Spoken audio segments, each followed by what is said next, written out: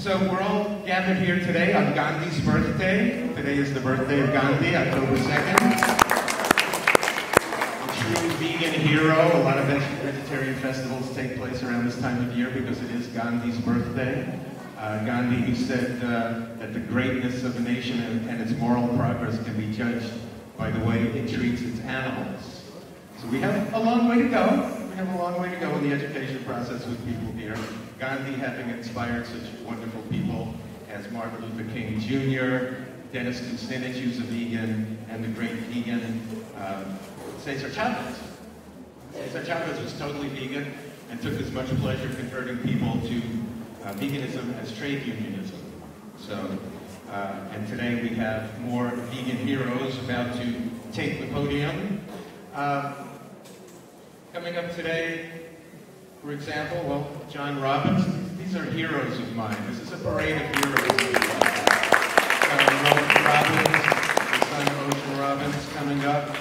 John is a world-renowned speaker and author of 7 best-selling books. I mean, he's just influenced so many people to go vegan, from Diet for a New America to the Food Revolution. We have a number of the books actually available here. You see Food Revolution, which you'll be able to get at the table over there. His latest, The New Good Life. And we have Reclaiming Our Health. All very, all necessary for everyone's library to pass around. And John, well, I mean, he's has those books out for which we thank him. He also is the recipient of the Rachel Carson Award, the Albert Schweitzer Humanitarian Award, the Peace Abbey Courage of Conscience Award, the Green America's Lifetime Achievement Award. He's really a true hero. And his son, Ocean Robbins, at age 16, is the founder, at the age 16, founded Youth for Environmental Sanity, which is YES, or yes. And he has publications that are available to you here also, Choices for Our Future. And we have the Power of Partnership. So you see what a wonderful example John has been for his son. You may not remember this, but you probably do that John Robbins is the son of the heir to the Baskin-Robbins fortune. There's a guy here who worked for my father. He was an attorney in Burbank. From the sale of ice cream. Have you seen it before? No, he introduced himself, yeah. It's cruelties attached. He decided instead to take this path to educate us all on what's really important, on kindness and compassion for animals, a healthy life, and a sustainable environment.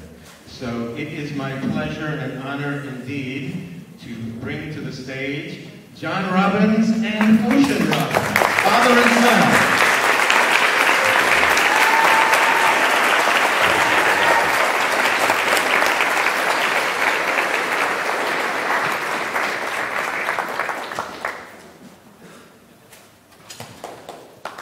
Hi, how you doing?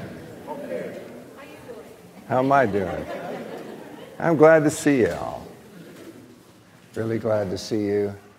Glad to see you're interested. You know, these are interesting times to be like. How's the sound from this mic? Not good. Technological. It is becoming apparent to me over the years that technology may not save us, actually. And yet we have invested a great deal of faith and our genius and our money and our resources in technological fixes for things. And I remember not that long ago when the belief in technology, that it could save us, that there'd always be some answer that human genius would arrive at to resolve the problems that had been caused by the previous technology. I remember when nuclear power was going to give us energy that was too cheap to meter. That was the promise. Genetic engineered food was going to feed the hungry of the world. All these promises, all these that speak to our heart's desires to live in a peaceful world, a thriving world, a socially just world. And so many of them have led down into, just the microphone reminded me of this, how often the frustration, the disappointment, and even the dangers. The dangers of nuclear power. Look at Fukushima. The dangers of our oil dependence. Look at the BP oil disaster. The dangers of GMOs are not widely recognized, actually, but they're there. They're very much there. And industrialized farming, factory farming, was going to enable us to put a chicken in every pot and a steak on every plate, and that was the reward of affluence. There was in our culture the belief that this was the reward of the good life, this was an example of the good life, this is what our affluence made possible, this is what we wanted, and it's caused epidemics of heart disease, it's caused extraordinary environmental devastation. It's been built on the backs of animals, the tremendous cruelty to animals. So often we've been just a little bit askew in our thinking, and we've wanted to believe in things that turned out to be false promises. So how do we, in such a time, when there's been so much disappointment, when the world is in so much peril, when the social fabric is deteriorating in so many ways, when so many of the life support systems of the planet are under not just duress, but approaching collapse, how do we find a life-affirming response, a healing response, a powerful response, an effective response, a way of being with the agony that also opens us up to the ecstasy, a way of being with the suffering that also connects us to each other, to our common heart, to our common purpose, to our resolve, our resilience, our resourcefulness, our creativity, our commitment to make a difference by the way we live, by the respect we have for ourselves and each other, by the choices that we make, and how we influence the future. That's the question I think we're all living with. And we might frame it in different ways, speak it in different languages. Different situations evoke the sense of fear or looming catastrophe or peril. But we all know at some level that the level of anguish that is extant is formidable, and there's no cheap answers. There are, however, steps. There are, however, powers. There are, however, places of passion in us that are alive from our hearts, from which we can reach each other, from which we can live a life of sanity and solidity, even in this flux of commotion and turmoil, and find our way to a human presence on this planet that reflects our love, that is our compassion made manifest. And I focused a lot on our food system, partly because I grew up, as most of you probably know, my dad and uncle founded Baskin Robbins. And as an only son, I was groomed by my father quite consciously and intentionally to one day follow in his footsteps and run what became the world's largest ice cream company. We had a ice cream cone-shaped swimming pool in our backyard. And when I first was playing with the microphone a minute or two ago, and I was trying to get a sound out of it, and in my mind, it looked like an ice cream cone. I was thinking, maybe if I lick it, But that's how these things, these formative experiences you have in your childhood stay with you in all kinds of ways, positive or negative. I don't eat ice cream anymore. I haven't in many, many, many years, decades. But don't feel sorry for me about it, because I ate more during my childhood than you did. And I ate enough for many lifetimes. We had a commercial freezer in our household with all of the 31 flavors of the month, plus experimental flavors.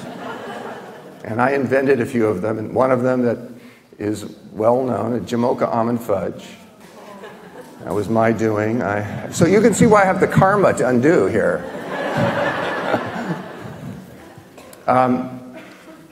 And life has taken me on an interesting path and called me out of that kind of a world. And I told my dad when I was 21 that I didn't want to accept his generous offer, and I didn't want to work with him, and I didn't want to actually depend on his financial achievements. I wanted to live by my values, and they were different than his. I wanted to make a choice for integrity, and I knew I wasn't strong enough at that time to follow cleanly my path and live my spiritual life honestly, with the power, the shadow of that much money, the strings that would be attached to it. It was a lot of money, and I wasn't strong enough to deal with it. So I told him I needed to break fully from that.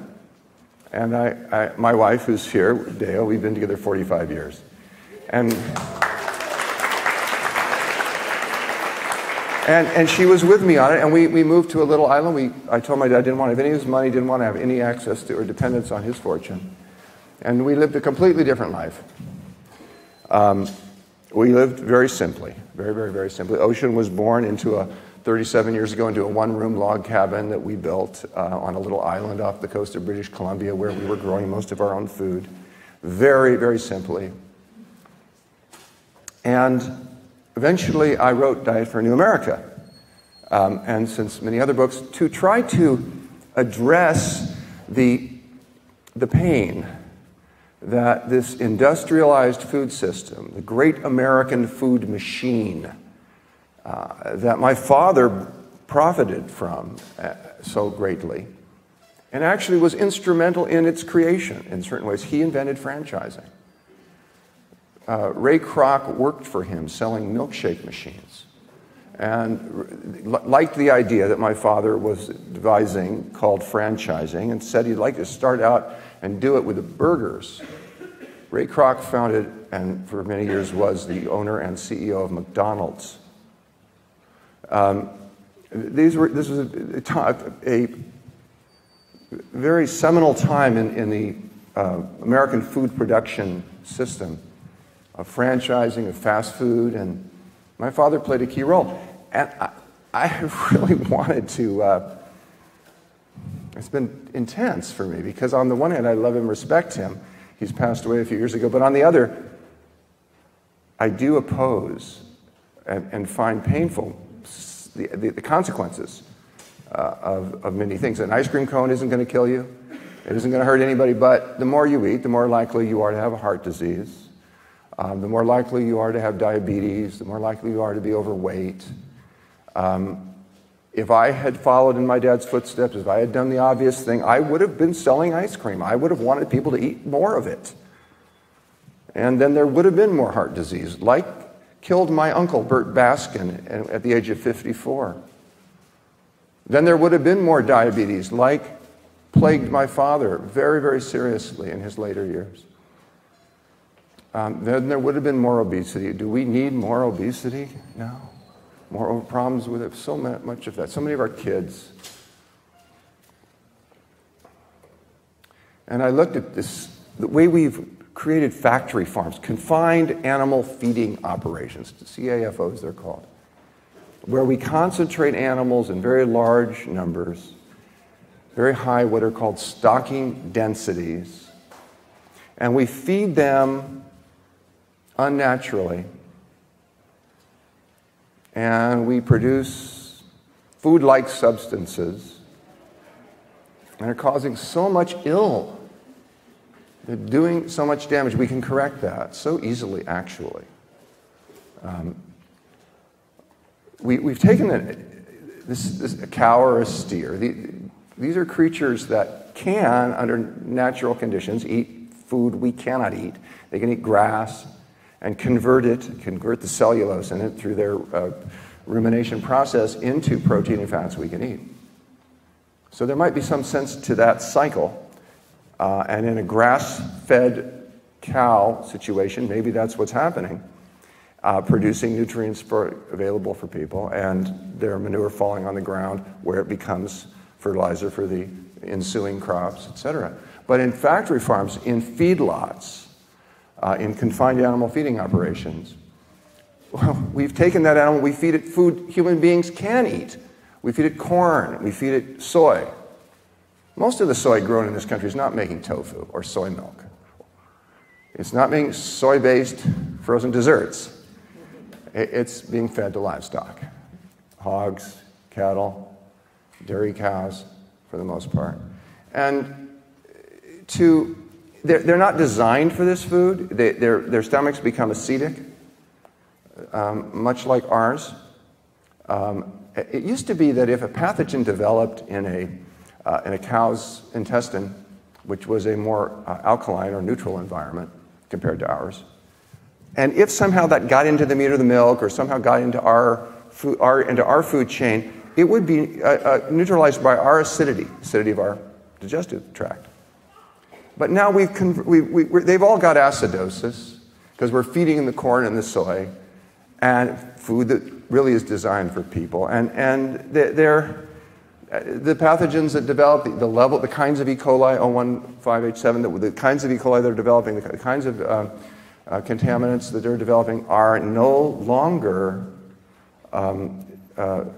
we have no immunity to them through the acidity of our digestive tract. They actually are brewing in their now man-made acidity of their digestive tract. We've broken down one of the key defenses. And we've turned because the corn and the soy are all produced with a tremendous amount of petroleum, we have basically turned a solar-powered animal into a fossil fuel-based animal. We're just doing it all backwards. And there are people now who say, well, then grass-fed beef must be the answer.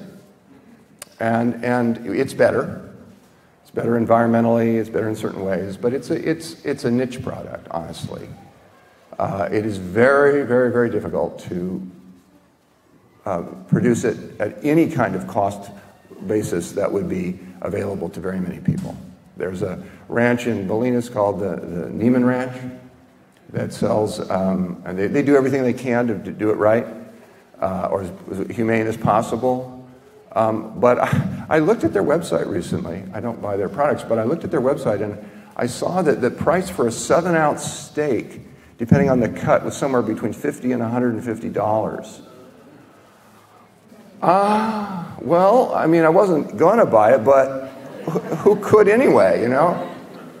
And I know that they recently had to make some shifts because they weren't making it financially, and they've had to outsource their slaughter. So basically those animals, although they may have been treated as well as possible on the ranch, are slaughtered in slaughterhouses that are commercial, where everything is done, assembly lines, speed it up, get it done. No consideration is given to the experience to reduce the suffering of the animal.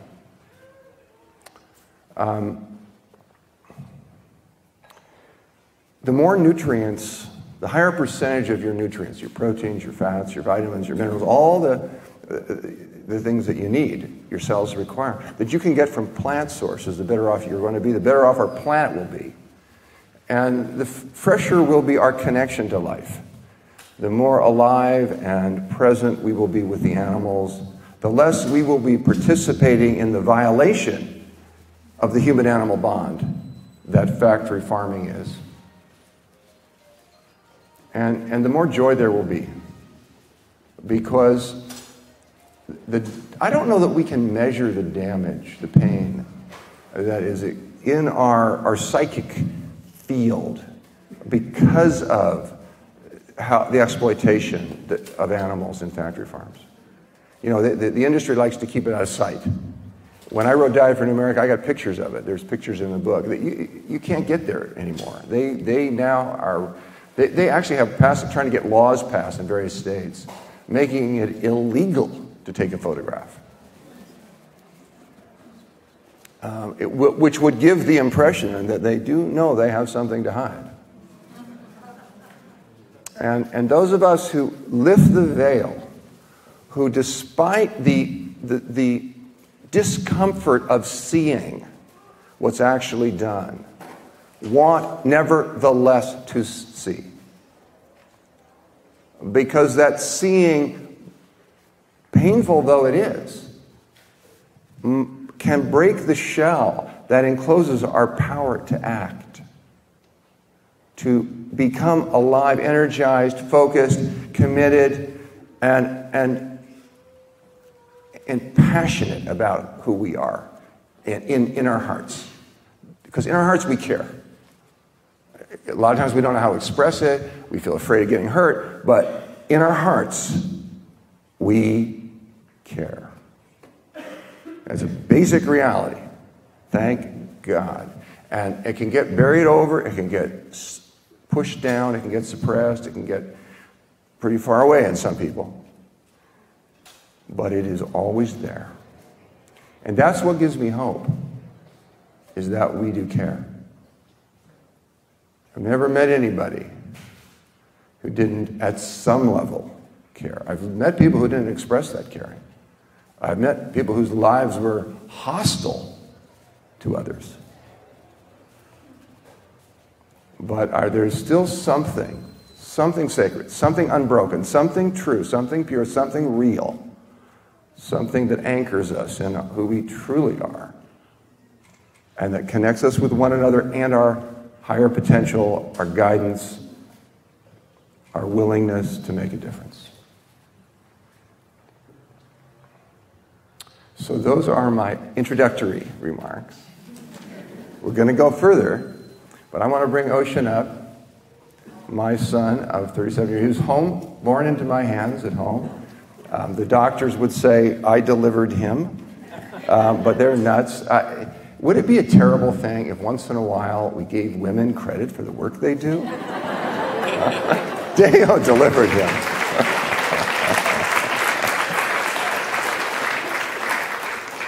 But he was home birthed. He's been homeschooled. We're very, very close. I've learned more from him and from watching him grow up into the man that he is than I have from anything else that's taken place in my life. And so it is with great pleasure and some awe that I introduce you to my son, Ocean Robbins.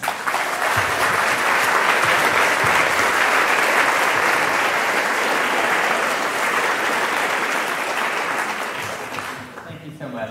What a warm welcome. And I just want to start off by saying what a joy it is to work with my dad in all the ways that we get to work together. I know the relationship that he had with his father growing up, which had its strange points. They didn't see eye to eye on everything, as you can probably tell. And of course we have our differences too. Everyone does.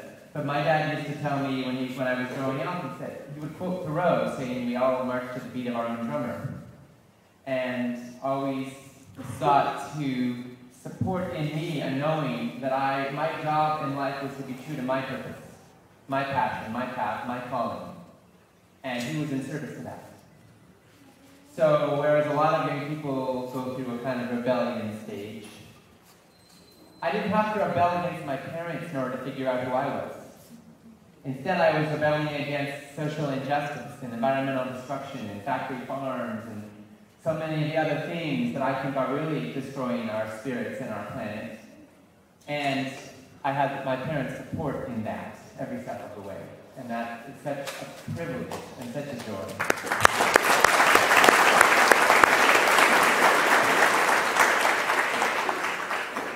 My dad wrote Diet for New America in 1987. And we had about 100,000 letters coming from readers thanking him for his work and saying how much it had changed their lives. Real letters, by the way, not emails, back in those days. And I got this notion as a teenager that I could do something to make a difference too. So I started an organization when I was 16 called YES, so Youth for Environmental Sanity. And we started a national speaking tour, speaking to high schools across the United States about the environment and what youth could do to make a difference in the world. We reached about 650,000 students, or 2% of the high school population in the country in the early 1990s. And as we were traveling around the country, we kept encountering this thing called stereotypes. And we made a list of the stereotypes that we were hearing in schools that went from A to Z, with airhead, bimbo, cheerleader, druggie, environmentalist, flirt, gay, hippie, idiot, jock, kid, loser, mod, nerd, outcast, punk, queer, raver, skinhead, tease, ugly, virgin, weirdo, X generation, yuppie, and zero. And as we traveled around, we realized that people were hearing that environmentalists were coming to school, and they were getting some crazy stereotyped ideas about us. Sometimes they thought we'd be like this.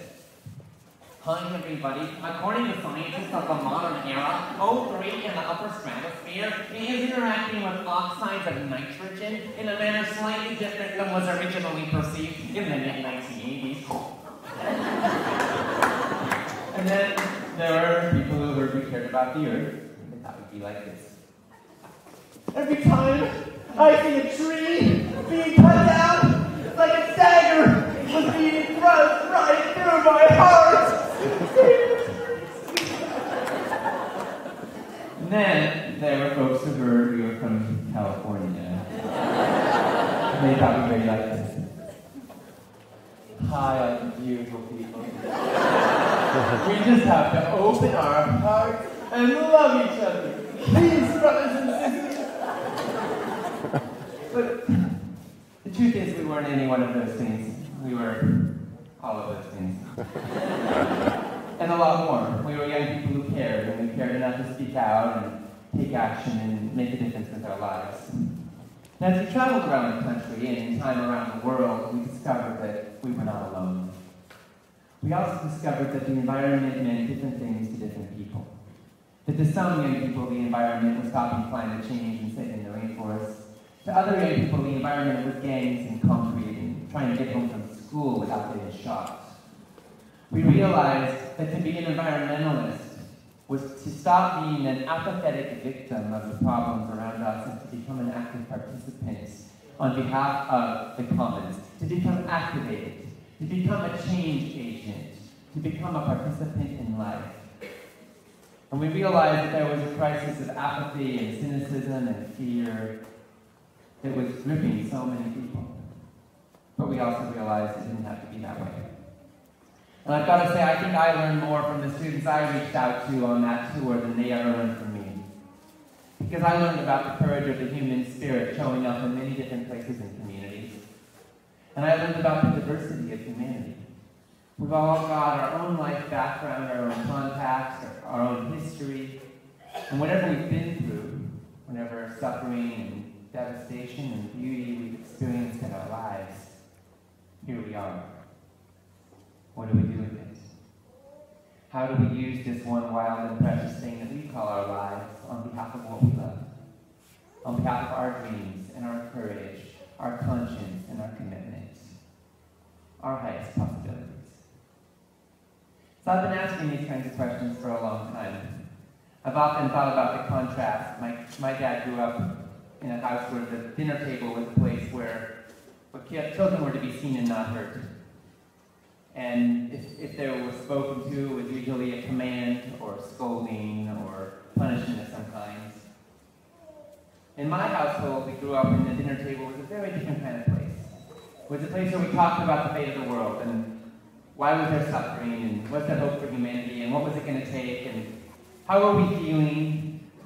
What did we dream the night before? I think my dad started introducing me to the idea of what reincarnation might be when I was about 6 years old. By 8, he was telling me about nuclear weapons.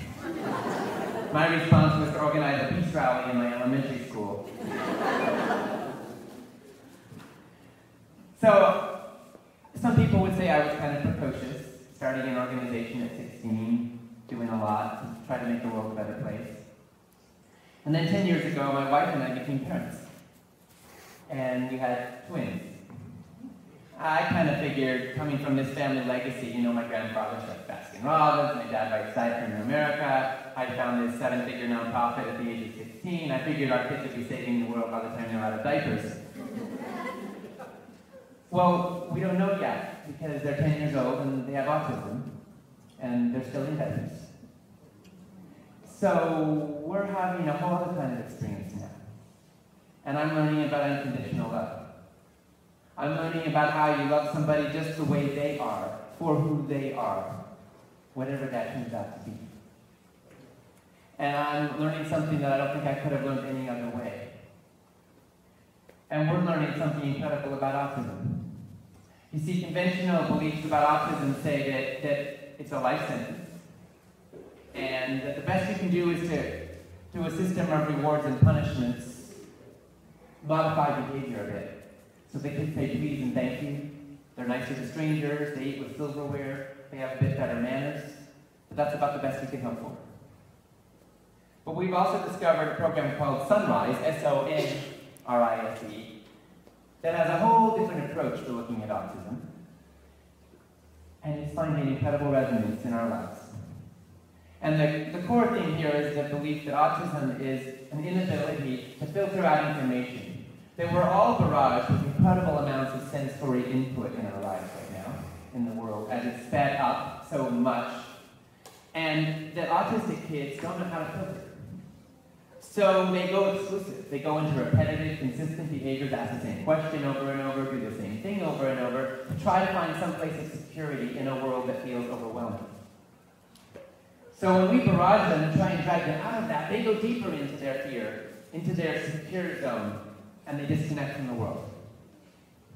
Growing up, our kids never made eye contact with us. I looked forward to the day when I would look beautifully into my baby's eyes, and they would beam back at me, and we would commune together. But I never got that. Until recently. See, the Sunrise model says that you join with their autistic behaviors, and you join with them in those behaviors. And so that as they go into their exclusive world, you connect with them in that world. They show you the door in, and then you can show them the door out. So as we've been building connection, we're finding incredible things happen. My son River loves to chew on Barbie doll's feet. He can do it for long periods of time. And he usually completely disconnects from the world around him while he's doing that. So one day he was doing that, and I had my first thought, oh God, that plastic's made in China. It's toxic. We're trying to raise these kids healthy. And then I thought, oh, he's disconnected. What's this going to do to his social life? How will he ever date anybody? And then I thought, what's this doing for him? And I realized he was actually having a great time chewing on that foot. So I pick up another Barbie's foot, across the room from him, and I start chewing on that Barbie. And I'm having a good time, and then he looks at me. And this is amazing. He looks at me, and he smiles so big. And I can almost hear him thinking, oh my gosh, there is intelligent life here.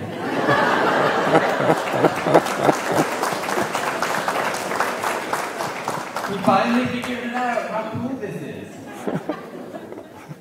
So he's looking at me, and we're looking in each other's eyes. For like the first time. He's 10 years old. We're looking in each other's eyes, chewing on Barbie feet. Then he gestures for me to come over. Turns out his Barbie has 2 feet. He's inviting me to chew on the other foot of his Barbie. So now we're looking at each other 3 inches apart, staring into each other's eyes, beaming at each other, chewing on Barbie feet. And I was so happy. Barbie's foot never tasted so good. And that moment taught me something so powerful, because we've watched in the last 6 months eye contact increase 20-fold, maybe more, with both of our children. We're in connection. They no longer have to disconnect from us in order to go into their exclusive, safe world. Now they have companionship. And from that safety, they're starting to come out more and more. Now, I don't know how far the miracle will stretch, but already I have a relationship with my children like I never had before. And it's changing my life. Now, what is this? What does chewing on Barbie feet and autism have to do with the state of our world? With the vegetarian conference? Everything. Dr. Martin Luther King said you have no moral authority with those who can feel your underlying contempt. You see, as we work with people who are different from us, which is most everybody, we inevitably encounter things we don't understand. Behaviors, ways of seeing the world that are foreign to our way of behaving and seeing the world. How do we respond to that? Do we respond with judgment, with critique, with disconnection, by trying to forcibly change their behavior? Or do we respond with curiosity, asking the question, perhaps, why does this person's worldview make sense to them? Why do they think the way they do? Why are they doing what they do? See, I'm coming to think that everything people do, they do for a reason. It may not be smart behavior, it may not be effective behavior towards the goals they have for their lives, but there is some reason. If we can seek to understand that, then we can have influence. If we can understand what is the life urge, what is the purpose that underlies this person's purpose in life, who are they really? If we can connect with their souls, then we have influence. We have capacity to take a stand with them for what's possible. And that, I believe, is part of how we help change this world. So I look at, where do I hold contempt? Where do I hold disconnection from others in this sacred web of life? And what does it mean? What does it mean to truly embody ever more deeply unconditional love? See, I don't think autism is just showing up in our children. Although it is a five-fold increase in the last generation, although 1% of the kids in this country now have autism, I don't think it's just showing up in our kids. I think in some profound way our society has become very autistic. We're so overwhelmed with hyperstimulation that a lot of us do tune out a whole lot of things, including each other, including our capacity to make eye contact, including our capacity to be in real relationship with each other. So River and Bodie, my dear twin boys, are teaching me, at a very humbling level, about what it really means to be human in this world, in this time. And I'm so grateful for it.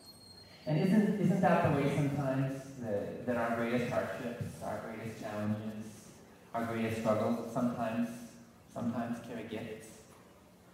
Or maybe we carry gifts. Maybe we carry resources and powers that emerge in response to them, that are part of our strength, part of our wholeness, part of who we are and what we're here to be in this world. The world today is in a lot of pain, everywhere we look. So who we are in the presence of that pain is pretty defining. I don't think anyone has it easy. I don't think anyone has just joy and fun and peace and happiness, and if they do, they're probably a little disconnected. What does it mean to really be in the presence of the pain, in the presence of the violence, in the presence of the suffering, in a world that has factory farms, in a world that has such war on an unprecedented scale, in a world that's on a collision course with systemic environmental collapse? What does it mean to be in that and be a human being of conscience and not turn away and not disconnect, but find our humanity, find our compassion, and find our power to respond? I think it's a pretty exciting time. George Bernard Shaw said, "This is the true joy in life, to be used for a purpose recognized by yourself as a mighty one. To be a force of nature instead of a feverish clot of ailments and grievances, complaining that the world will not devote itself to making you happy.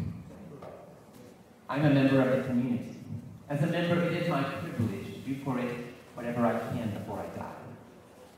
Life is no brief candle to me. It's more of a splendid torch, which I want to burn as brightly as possible before handing it on to future generations." So I want to thank you for your part in carrying the torch forward. Because I think we do hand it on to future generations actually every day of our lives. We are shaping the world for all generations to come over there. So I want to thank you for your part in helping shape that world a little more beautifully, a little more richly, a little more sustainably, a little more joyously. Because we all benefit.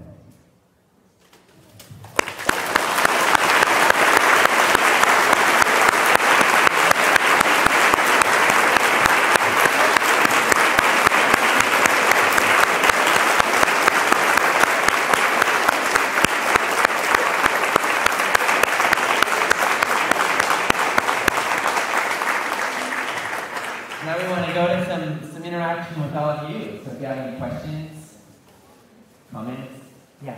Well, this is not a substantive comment, except to say when I saw you up there first, I thought, to you, Ocean, what must it be like to try and follow in your father's footsteps? You, John, followed in your father's in a certain way, and I thought, okay, you made your name, and how's Ocean going to do it?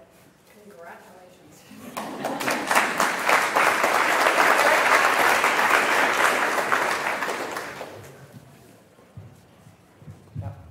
I just wanted to say for the record that Neiman Ranch, that you mentioned earlier, does allow for the castration of animals without anesthesia. So even though they do some things more humane, they dilute those standards at a certain point. Yeah, that is a recent development, last 3 or 4 years there. They tried originally not to do that, and they just couldn't make it economically. And the founder of the company, the original Neiman, is no longer running this scene. They brought in venture capitalists, they brought in management people, and these changes like that one, like outsourcing the slaughter, were done, which strikes me as just another indication of how it's just not economical to do it. Yes?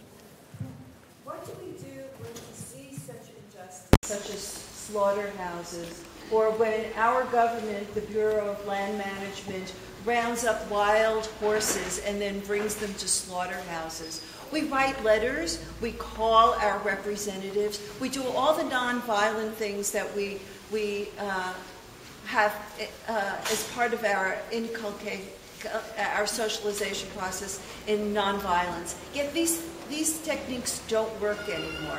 No matter how much time we spend on the streets, going through all of these processes of that we believe should work, they don't work.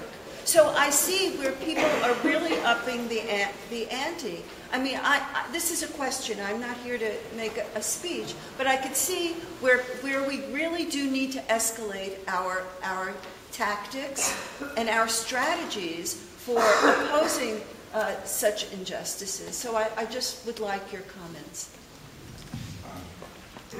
The rounding up of wild horses by BLM and slaughtering them for dog food, really, and cat food, it's horrendous. And as you said, then what can we do? And there are people escalating the actions. A friend of mine is the actress Alexandra Paul. She was a big star on Baywatch for a long time, and she's an environmentalist, and she's a beautiful human being. She has an identical twin sister who's a firefighter in San Francisco. And they have a brother, Jonathan Paul, who felt very, very deeply the issue that you're bringing up. And as a member of the ALF, he was involved in an arson that burned down a facility that was slaughtering the wild horses. And that facility was slaughtering about 500 horses a day. And it has never been rebuilt. That slaughter stopped. No human beings were hurt. And fires can get out of hand. Playing with fire is dangerous. And their sister, who's the firefighter, fights fires.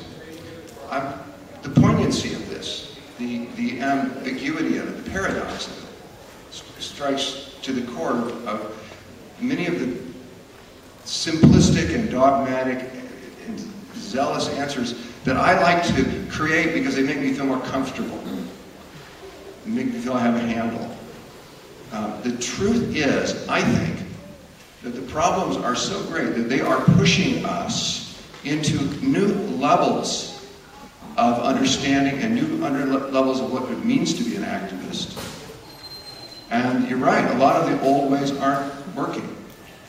Similarly with Ocean's kids, my Deos and my grandkids, we all live on the same property, and we're helping to raise them. The ways that I parented Ocean and that Deo did, it worked pretty well. I mean, I'm really happy with the way he turned out. Didn't really work with autistic kids. It's like they didn't have the receptors that we were depending on, and it didn't work for a long time. And so in this little analogy, if you will, of our family's journey with autism, I think there's something about what's possible. Because our society, autism is a failure in relationship. It's a relationship breakdown. And we are a profoundly autistic society in that way. Our relationship to the natural world is just severed. Our relationship to our spirits, to each other, to people who are different than us. In so many ways, we are disconnected. So maybe, the very intensity of the problem, the seeming intractability of the problem, will mobilize us to the next level, catapult us to the next level, somersault us to the next level. And in that regard, I'm going to ask Ocean if you will tell the Martin Luther King Award story. I will. First, I just do want to say something about the biodiversity of social change tactics and strategies. That we need lots of different approaches and lots of different ways of working. I think there are more than 7 billion parts to play in the healing of our world. So we've all got a niche, and whatever background we come from, whatever passions move us, we've got a unique contribution to make. So I don't think there's one cookie-cutter mold, if we all just do this, even be vegetarian, it's going to solve all our problems. We've all got so much we've got to do, so many steps we've got to take. And our part to play is precious and sacred and unique. Speaking of the Martin Luther King Award story and the uniqueness of every journey, one morning I woke up and our son River had woken up a little before Bodhi. Now our children, as I mentioned, are still in pull-ups and are not potty trained, and River on this particular morning had done his business, and I was awakened, I was the only grown up in the house, to the sound of Bodhi screaming at the top of his lungs. I run into the boys' room where they're both asleep or are both lying in bed, and River has smeared fecal material all over the face of his brother. And Bodhi is screaming at the top of his lungs, and even in order to open his mouth, he has to let some of it get in there. And River's smiling. He thinks this is pretty cool. And the interesting thing as a parent, when you've got twins that are autistic, is that you've got to sometimes practice triage. So I actually had to focus on River and leave Bodhi in that state, so that I could attend to River to get him cleaned up, right? But I knew that my typical pattern would be to grab this kid and forcibly drag him off to the bathroom really mad and be like, you know, whatever. And what do you think he would do if I did that? Well, you know what he would do? He would try his utmost to get some of that fecal material on me. And then while I'd be cleaning him up, he'd be thinking about all the things he was going to do the next time he had some material to spread. And, we would be in a battle. And his freedom, his creativity would be focused on how he could spread poop as far as possible. And I knew that wasn't going to work, so I decided to try another approach. So I said, hey, River, let's go get cleaned up. Just calm and steady. He follows me to the bathroom. He starts getting cleaned up. Then I run back into Bodhi, who is still screaming, and I start wiping off his face and clean him up and help him gargle. And as soon as he can start talking, he's telling me all the horrible things he's going to do to River. He's telling me, drown that boy in dog pee. Kill that boy. He had a very primitive sense of justice.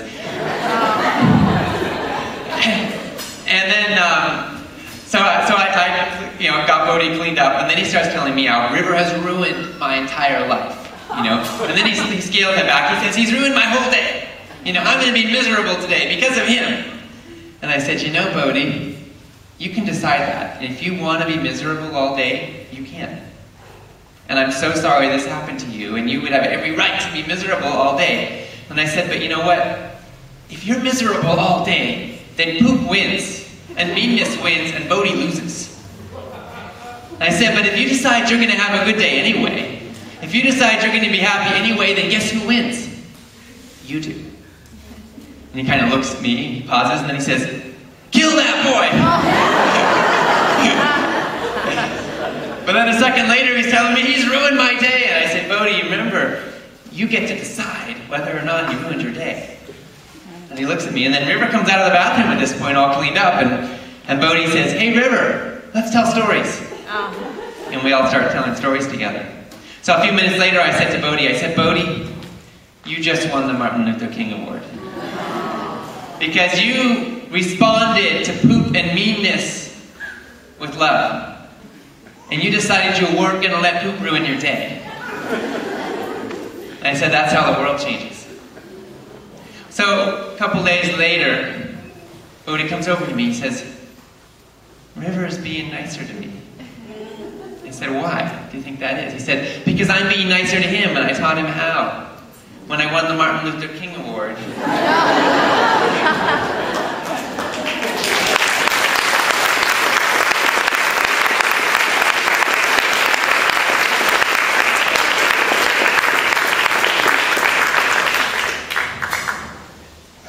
I watched the way my father parented.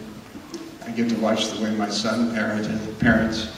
And I feel that somehow life has used me as a bridge, as a man between these kinds of men, and I'm filled with gratitude to have been used for this purpose, honestly.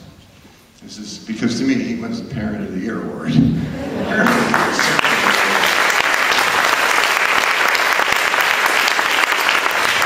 Just on that note, I just want to comment that, for a lot of years as a father of autistic children, I didn't feel like a very good dad. I mean, that's the truth of it. I'd poured my heart and soul into trying, and I didn't feel that much connection with my kids, and their behavior wasn't exactly, what I might have hoped my kids would bring into the world. They weren't organizing peace rallies when they were 8. They were smearing poop. And so, there's something really powerful just in the last 6 months as I've started to speak about publicly, about having children with autism, and about the journey, and now feeling very honored and appreciated as a dad. Whereas before I felt sometimes humiliated. And I'm still the same dad.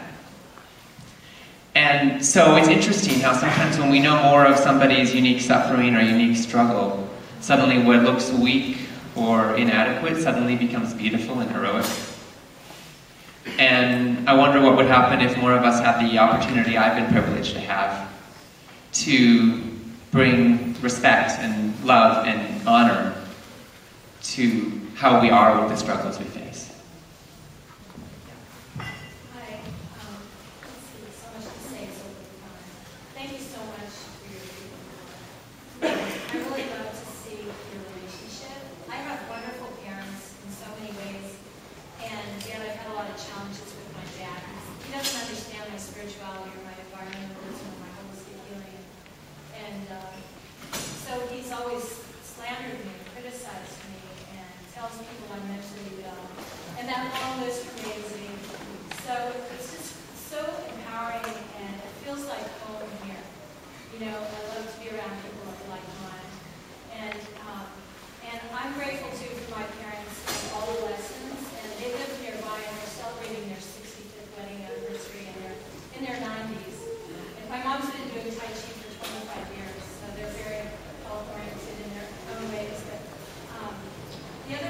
I have a comment on another topic. I'm concerned about the radiation coming here from Japan that's being hushed up by mainstream media. I heard recently that our water supply in San Francisco is tested at 18,000 tons, the acceptable rate that is acceptable for radiation in water. And also the chemtrail problem all over the planet. That's being, tests show that there's high levels of aluminum and barium and all the other chemtrails. So I'm concerned about organic food if we're actually still getting it. The levels of pollution, radioactive pollution, chemical pollution, toxic pollution that pervades our lives and our food chain and our biosystems and our cells, our bloodstreams, is unprecedented in human history. It is now we've entered a time when it's a struggle to be healthy. When you have to be very diligent, very purposeful, very intentional, and sometimes very disciplined and do very difficult things in order to have square one basic health. Because of this really avalanche, this tsunami of toxicity. And we struggle. I've had friends die of breast cancer who did everything right. One woman I know, I mean, she did yoga, she ate a perfect diet, she was a healthy, positive thinking, contributing woman, and in her mid-30s she got a very old form of breast cancer. And you couldn't find a person who thought more positively, who asserted her, acted with confidence and beauty in the world. Everybody loved Claire. But so we're not dealing on the same kind of fair ground that we maybe in our psyches would expect. Nothing in us evolved to this level of pollution. It's a sudden occurrence over historical time. So we need to be that disciplined. We need to be that careful, and also that non-judging towards ourselves. It's so easy if you're ill, if you have a food allergy, if some system is breaking down in your body. It's very easy, it's very tempting to judge yourself. What am I doing wrong? What did I eat that I shouldn't have? What did I didn't do right? Find fault. Not thinking the right thoughts. Too many negative emotions. There's so many ways that we can, as Ocean talked about, and I know this is very true for many years. As a father, he didn't feel particularly good about himself as a father. I wanted to help him to feel good, and I did everything I could. But the situation was such that it didn't particularly provide the rewards, the connections that would give him those kinds of experiences very easily. So, we really need to make space for the difficulty while we are open to the miracle. So we're living with the suffering that is ours and each other's in a way that's heartful, where we center in our hearts, in our powers of our hearts, in our caring, in our commitments, in our resourcefulness, our creativity, our laughter, our light, so that we can lift up and uplift one another and uphold one another as we go through these struggles. They are going to happen, and they're here. But they don't have to defeat us. We may find ourselves stronger at the very places where we've been broken. Are we at our time? Okay, so we'll wrap up in 1 minute. We need to wrap up, so I'm not going to be able to take it. But Ocean and I will be in the back. There's a table. We'll connect. We can talk with you and sign books and so forth. We have one in the hall. Okay. Except there are steps out there. We're set up there, yeah. Okay. Okay. All right. I just want to close, if I could, if I hold you just for 20 seconds. I want to close with a prayer. It's a statement, it's a declaration, it's a surrender, and it's a joy to share with you. It's so deep to me. It's simple. May all be fed. May all be healed. May all be loved. May all be fed. May all be healed. May all be loved. Thank you.